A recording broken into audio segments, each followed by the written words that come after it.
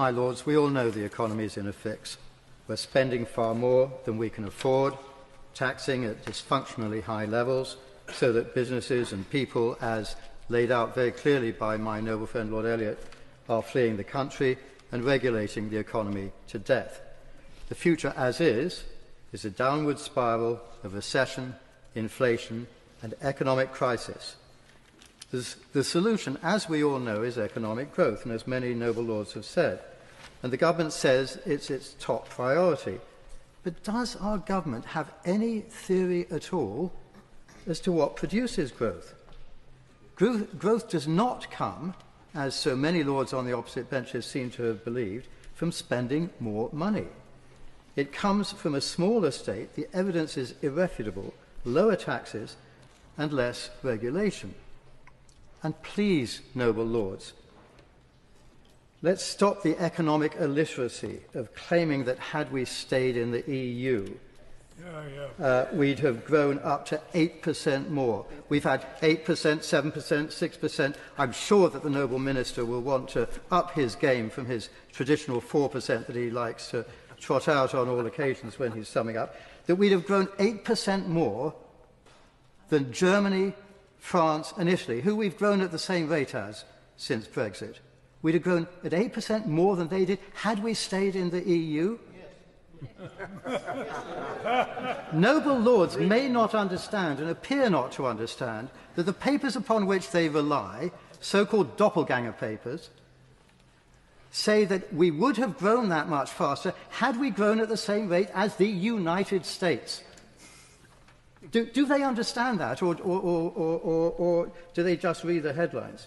It's correct. Had we grown at the same rate as the United States, had we adopted their economic framework, yes, we would have grown that much faster because the United States did. So therefore we needed a deeper, not a so-called softer Brexit if we wanted to grow faster. Our poor productivity record, which all agree in this House, it seems to me, has caused low growth, that poor productivity record is almost entirely in the public sector. Yeah, absolutely. The private sector has grown its productivity by 30%. So are noble lords asserting that had we stayed in the EU, our civil servants would have forsworn their 4-day weeks, their working from home, their gold-plated pensions, their higher and higher salaries? I don't think they are. Are they saying that that's what would have caused us to grow faster? Because had we gone into the EU, the public sector would have become more productive. I beseech noble lords to think a little bit harder about the basis of their assertions.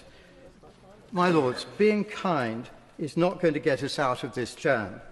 To get back just to Tony Blair levels requires some $300 billion less of expenditure.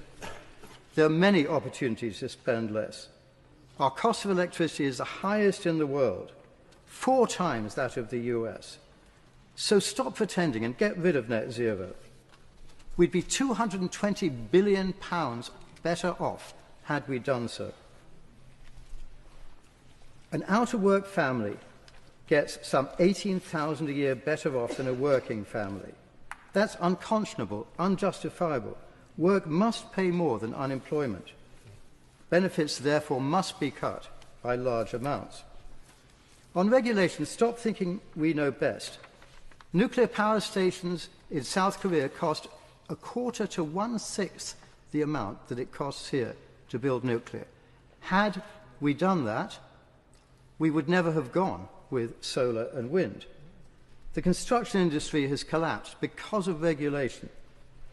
To conclude, my lords, there is no money. Until we're spending at some 2/3 of the current rate, the economy will get worse. It's a failure of leadership not to acknowledge that. We have to tell the electorate. We have to settle on how much we can afford to spend, what cuts are needed to achieve that, which taxes should then be reduced, which regulations abolished. Until we have a programme that addresses those questions, my lords, this government is only playing at governing.